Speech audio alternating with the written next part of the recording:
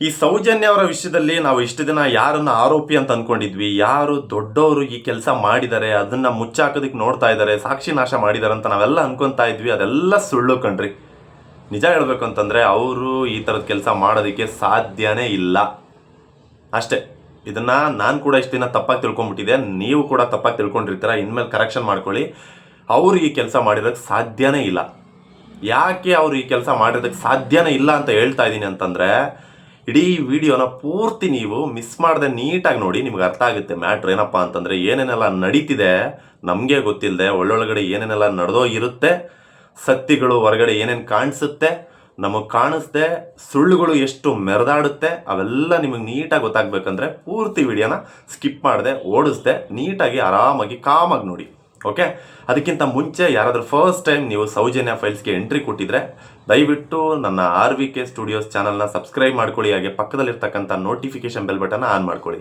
ಯಾಕೆ ಅಂತಂದರೆ ನನ್ನ ಸೌಜನ್ಯ ಫೈಲ್ಸ್ ಅಷ್ಟು ವಿಡಿಯೋಗಳು ನಿಮಗೆ ನೋಟಿಫಿಕೇಶನ್ ಮೂಲಕ ಬಂದು ತಲುಪುತ್ತೆ. ಅದಾದಮೇಲೆ ನೀವು ಆರಾಮ್ಸೆ ನೋಡ್ಬೋದು. ಅದಕ್ಕೋಸ್ಕರ ಇಲ್ಲಿಯವರೆಗೂ ನಾನು ಟೋಟಲ್ ಆಗಿ ಮಾಡಿರ್ತಕ್ಕಂಥ ಫೈಲ್ಸ್ ಬಂದು ಆಲ್ಮೋಸ್ಟ್ 20+ ಸೌಜನ್ಯ ಫೈಲ್ಸಲ್ಲಿ ಮಾಡಿರ್ತಕ್ಕಂಥ ವಿಡಿಯೋಗಳು, ಈ 20+ ವಿಡಿಯೋಗಳನ್ನ ಮಾಡಿದ್ದೀನಿ. ಅವೆಲ್ಲನೂ ನೀವು ಆರಾಮಾಗಿ ನೋಡ್ಬೋದು. ಯಾರು ಹೊಸ್ದಾಗಿ ಬಂದಿರ್ತಾರೋ ಅವರೆಲ್ಲ ಈ ಎಲ್ಲ ವಿಡಿಯೋಗಳನ್ನ ನೋಡ್ತೀರಾ ಅಂತ ನಾನು ನಂಬಿದ್ದೀನಿ. ಈಗ ವಿಡಿಯೋ ಶುರು ಮಾಡೋಣ. ಮೊದಲನೇದಾಗಿ ನಾನು ಹೇಳಿದೆ, ದೊಡ್ಡವರು ಕೊಲೆಗಾರರಲ್ಲ, ಅವರು ಈ ಥರದ ಕೆಲಸಗಳನ್ನ ಮಾಡಿಲ್ಲ, ಅವರು ಒಳ್ಳೆಯವರು. ಮೊದಲನೇದಾಗಿ ಹೇಳ್ಬೇಕಂದ್ರೆ, ನಾವು ಇಷ್ಟು ದಿನ ಯಾರನ್ನ ಆರೋಪಿಗಳು ಅಂತ ಅಂದ್ಕೊಂಡಿದ್ವಿ, ಅವರು ಆರೋಪಿಗಳಲ್ವೇ ಅಲ್ಲ. ಯಾಕೆ ಗೊತ್ತಾ?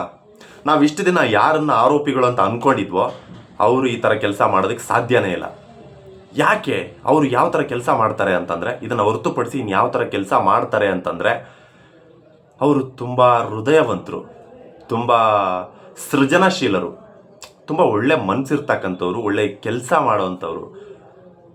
ಯಾವ ಥರ ಕೆಲಸ ಮಾಡ್ಬೋದು ಗುರು ಅಂತ ನೀವು ಕೇಳೋದಾದರೆ, ಆ ಥರ ದೊಡ್ಡ ವ್ಯಕ್ತಿಗಳು ಮಾಡೋವಂಥ ಕೆಲಸಗಳೇನಪ್ಪ ಅಂತಂದರೆ, ಅವರು ಈ ನೊಂದಿರ್ತಕ್ಕಂಥ ಕುಟುಂಬಗಳೇನಿರುತ್ತೆ ಅವರ ಬಗ್ಗೆ ಕೇರ್ ತಗೋತಾರೆ, ಅವರ ಕಣ್ಣೀರನ್ನು ಒರೆಸ್ತಾರೆ, ಅವರ ಕಷ್ಟಕ್ಕೂ ನಿಂತ್ಕೋತಾರೆ, ಅವರ ಜೊತೆ ನಾವಿದ್ದೀವಿ ಅಂತ ಧೈರ್ಯ ಕೊಡ್ತಾರೆ. ಇಲ್ಲಿ ಕೂಡ ಮಾಡಿರೋದು ಅದೇ ಕೆಲಸ ಈ ದೊಡ್ಡವರು. ಹೌದು, ಅದಕ್ಕೆ ನಾನು ಹೇಳಿದ್ದು ಅವ್ರು ಈ ಕೆಲಸ ಮಾಡಿಲ್ಲ. ಅದನ್ನು ಬದಲಾಗಿ ಅದಕ್ಕೆ ಹೊರತುಪಡಿಸಿ ಏನು ಮಾಡಿದ್ದಾರೆ ಅಂತಂದರೆ, ನಾನೊಂದು ಶಾರ್ಟ್ ನೋಟ್ಸ್ ಥರ ಹೇಳ್ತೀನಿ. ಏನಪ್ಪ ಅಂತಂದರೆ, ಒಂದು ದಿನ ಸೌಜನ್ಯ ಅವರ ತಾಯಿ ಅವರ ಮನೇಲಿದ್ದಾಗ, ಆಲೆ ಮನೆ ಅಂತ ಅಲ್ಲಿ ಮಂಗಳೂರು, ಚಿಕ್ಕಮಂಗ್ಳೂರು, ಆ ಕಡೆ ಎಲ್ಲ ಆ ಭಾಗದಲ್ಲೆಲ್ಲ ಗೊತ್ತು ನಿಮಗೆ, ಬೆಳ್ತಂಗಡಿ, ಧರ್ಮಸ್ಥಳ ಆ ಭಾಗದಲ್ಲೆಲ್ಲ ಒಂದಷ್ಟು ತೋಟದ ಮನೆಗಳಿರುತ್ತೆ, ಆಲೆ ಮನೆಗಳಿರುತ್ತೆ, ಮನೆ ಇರುತ್ತೆ, ತೋಟ ಇರುತ್ತೆ. ಈ ಥರದ್ದು ಅದೊಂದು ಆಂಬಿಷನ್ ಅಲ್ಲಿ ಇರ್ತಕ್ಕಂಥ ಒಂದು ನೇಚರು. ಸೊ ಈ ಒಂದು ಜಾಗದಲ್ಲಿ ಅವರು ಮನೇಲಿದ್ದಾಗ ಸೌಜನ್ಯ ಅವರ ಅಜ್ಜ ತಾತ ಏನಿರ್ತಾರೆ ಅವ್ರನ್ನ ಹುಡುಕೊಂಡು ಆ ದೊಡ್ಡ ಮನೆತನಕ್ಕೆ ಸಂಬಂಧಪಟ್ಟಂಥ ಒಬ್ಬರು ವ್ಯಕ್ತಿ ಬರ್ತಾರೆ.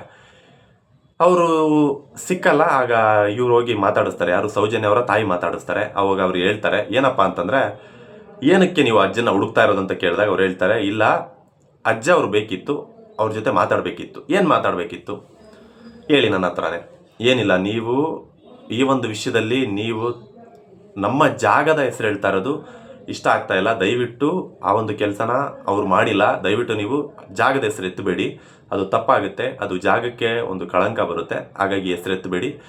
ಈ ಒಂದು ವಿಷಯ, ಈ ಒಂದು ಕೆಲಸ, ಈ ಒಂದು ಇನ್ಸಿಡೆಂಟ್, ಈ ಒಂದು ಕೃತ್ಯ ಮಾಡಿರೋದು ಸಂತೋಷ್ ರಾವೆ ಅಂತ ನೀವು ಹೇಳಬೇಕು ಅಂತ ಹೇಳ್ತಾರೆ. ಅದಾದಮೇಲೆ ಅವರ ಅಜ್ಜ ಸಿಗ್ತಾರೆ. ಅಜ್ಜನ್ನ ಕರ್ಕೊಂಡು ಹೋಗಿ ಒಂದು ಮಾತನ್ನು ಹೇಳ್ತಾರೆ. ಏನಪ್ಪ ಅಂತಂದರೆ, ಅವರ ಅಜ್ಜ ಅಂದರೆ ಸೌಜನ್ಯ ಅವರ ಅಜ್ಜ ಅವ್ರನ್ನ ಕರೆದ್ಬಿಟ್ಟು ಒಂದು ಮಾತು ಹೇಳ್ತಾರೆ. ಏನಪ್ಪ ಅಂತಂದರೆ, ನೋಡಿ ಸೌಜನ್ಯ ಅವರ ತಾಯಿ ಅವರೇನಿದ್ದಾರೆ, ಸೌಜನ್ಯ ಅವರ ತಾಯಿ ಹತ್ತು ಸುಸ್ತಾಗಿದ್ದಾರೆ. ಪ್ರೆಸ್ಸು ಮೀಡಿಯಾ ಎಲ್ಲ ಅವ್ರನ್ನ ಕ್ವಶನ್ ಕೇಳಿ ಅವರು ತುಂಬ ಟಯರ್ಡ್ ಆಗಿ ಹೋಗಿದ್ದಾರೆ, ಮಾನಸಿಕವಾಗಿ ಕುಗ್ಗೋಗಿದ್ದಾರೆ.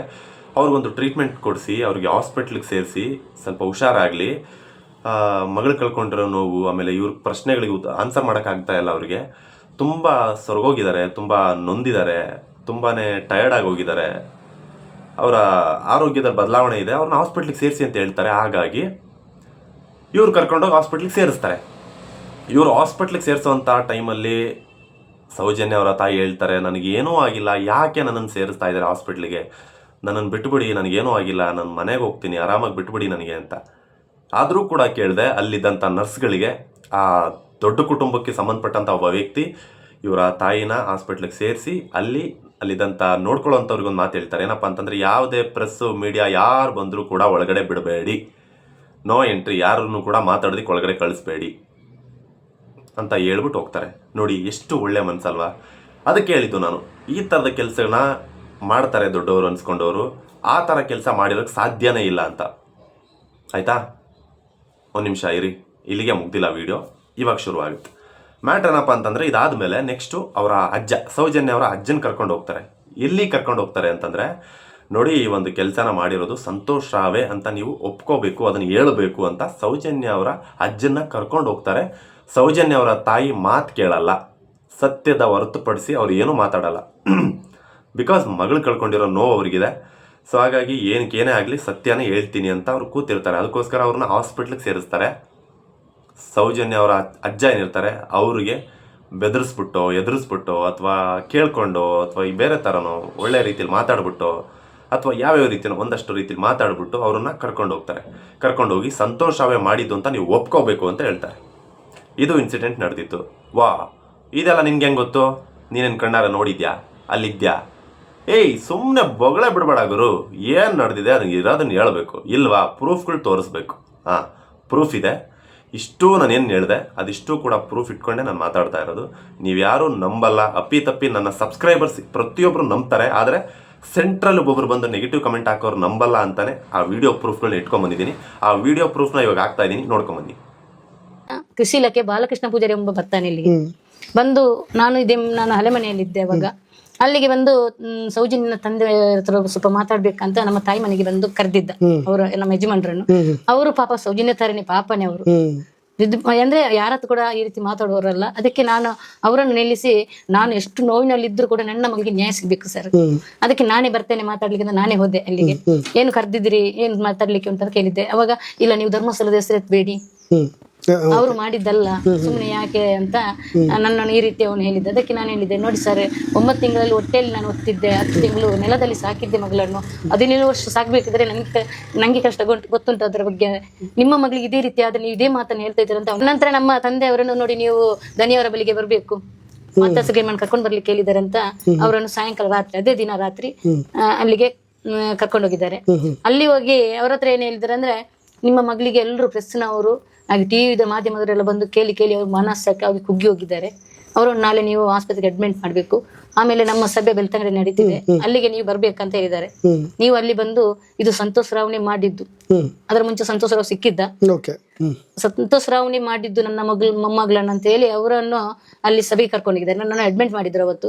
ನಾನು ಹೇಳಿದ್ದೆ, ನನಗೆ ಏನಾಗಿಲ್ಲ, ನನ್ನನ್ನು ಅಡ್ಮಿಟ್ ಮಾಡಬೇಡಿ, ನನ್ನ ಮಗಳಿಗೆ ನ್ಯಾಯ ಬೇಕಂತ ನಾನು ಕೇಳಿದ್ದೆ. ಇಲ್ಲ, ನನ್ನ ಬಲವಂತವಾಗಿ ಕರ್ಕೊಂಡೋಗಿ ಎಲ್ಲ ಅಡ್ಮಿಟ್ ಮಾಡಿ ಡಾಕ್ಟರ್ ಹತ್ರ ಎಲ್ಲ ಹೇಳಿದ್ದಾನೆ ಬಾಲಕೃಷ್ಣ ಪೂಜಾರಿ. ನೋಡಿ, ಒಳಗೆ ಯಾರನ್ನು ಹೋಗ್ಲಿಕ್ಕೆ ಬಿಡ್ಬೇಡಿ, ನೀವು ಪ್ರೆಸ್ನವರು ಪೇಪರ್ನವರು ಎಲ್ಲರೂ ಬರ್ತಾರೆ. ನೋಡಿದ್ರಲ್ಲ ಸ್ನೇಹಿತರೆ, ಆ ಒಂದು ವಿಡಿಯೋ ಪ್ರೂಫ್ಗಳಲ್ಲಿ ಏನಿತ್ತು ಅಂತ. ನಾನು ಯಾವುದು ಕೂಡ ಸುಳ್ಳು ಹೇಳಿಲ್ಲ, ಇರೋದನ್ನೇ ಹೇಳಿದ್ದೀನಿ. ಸೊ ಇದಿಷ್ಟು ನಡೆದಂಥ ಮಾತುಕತೆ. ಏನು ನಡೀತಾ ಇದೆ ಸೌಜನ್ಯ ಫೈಲ್ಸಲ್ಲಿ ನಿಜವಾಗ್ಲೂ ಗೊತ್ತಾಗ್ತಾ ಇಲ್ಲ. ಹೊರಗಡೆ ಸುಳ್ಳಿನ ಸರ್ಮಾಲೆನೇ ಹರಿದಾಡ್ತಾ ಇದೆ, ಒಳಗಡೆ ಅಡಗಿರ್ತಕ್ಕಂಥ ಸತ್ಯನೇ ಬೇರೆ. ಇಲ್ಲಿ ಏನು ಆಗ್ತಾ ಇದೆ ಅಂತ ನನಗಂತೂ ಅರ್ಥ ಆಗ್ತಾ ಇಲ್ಲ. ಇದ್ರೊಳಗಡೆ ಕೆದಕ್ತಾ ಹೋದಷ್ಟು ಇನ್ನೂ ಎಷ್ಟೋ ಸಾಕ್ಷಿಗಳು, ಬದುಕಿ ಉಳಿದಿರ್ತಕ್ಕಂಥ ಸಾಕ್ಷಿಗಳು ಸಿಗ್ತವೆ. ಆ ಎಲ್ಲ ಸಾಕ್ಷಿಗಳು ಆದಷ್ಟು ಬೇಗ ಜೀವಂತವಾಗಿ ಹೊರಗಡೆ ಬಂದು ಸತ್ಯ ಹೇಳಬೇಕು. ಆ ಧೈರ್ಯನ ಮಂಜುನಾಥ ಸ್ವಾಮಿ ಆ ಜೀವಗಳಿಗೆ ಕೊಡಬೇಕು ಅಂತ ನಾನು ಕೇಳ್ಕೊತೀನಿ. ಬಿಕಾಸ್ ಅವತ್ತಿನ ದಿನ ಅಲ್ಲಿ ಬಸ್ ಮೂವ್ ಆಗಬೇಕಾದ್ರೆ, ಆ ಒಂದು ಇನ್ಸಿಡೆಂಟ್ ನಡಿಬೇಕಾದ್ರೆ, ಸೌಜನ್ಯ ಇನ್ಸಿಡೆಂಟ್ ನಡಿಬೇಕಾದ್ರೆ ಅಲ್ಲೊಂದು ಬಸ್ ಮೂವ್ ಆಗ್ತಿತ್ತಂತೆ. ಇದು ನಾನು ಕೇಳ್ಪಟ್ಟಂಥ ವಿಷಯ. ನನಗೆ ಟೆಕ್ಸ್ಟಿಂಗ್ ಮೂಲಕ ಹೇಳ್ಕೊಂಡ್ರು ಇದನ್ನು. ಬಸ್ ಮೂವ್ ಆಗ್ತಿತ್ತಂತೆ. ಆವಾಗ ಈ ಒಂದು ಸೌಜನ್ಯ ಅವ್ರನ್ನ ಎತ್ಕೊಂಡು ಹೋಗೋಂಥ ಇನ್ಸಿಡೆಂಟ್ ನಡೆದಾಗ ಅಲ್ಲಿನ ಬಸ್ ನಿಲ್ಲಿಸೋದಕ್ಕೆ ಬಸ್ಸಲ್ಲಿ ಇದ್ದವ್ರು ಹೇಳ್ತಾರೆ. ಆದರೆ ಬಸ್ ಡ್ರೈವರ್ ಹೇಳ್ತಾರಂತೆ, ಇಲ್ಲಿದೆಲ್ಲ ಕಾಮನ್ನು, ನಾನು ಗಾಡಿ ನಿಲ್ಲಿಸಲ್ಲ ಬನ್ನಿ ಅಂತ. ಸೊ ಇತ್ತೀಚೆಗೆ ಮಾತ್ರ ಡ್ರೈವರ್ಗಳ ಆರ್ಭಟ ಜಾಸ್ತಿ ಆಗಿದೆ ಅಂತ ನಾನು ಅಂದ್ಕೊಂಡಿದ್ದೆ.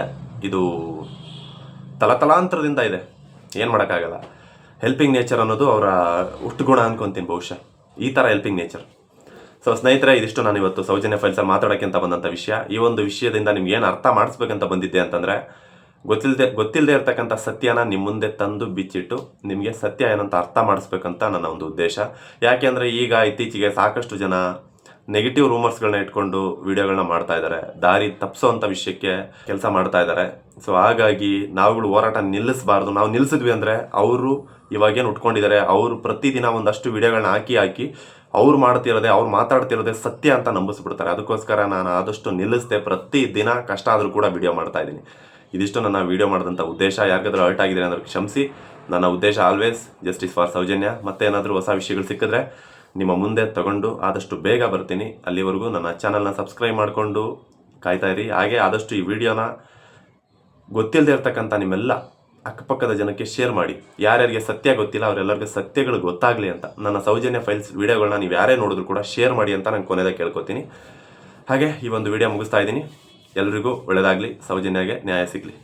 ಧನ್ಯವಾದಗಳು.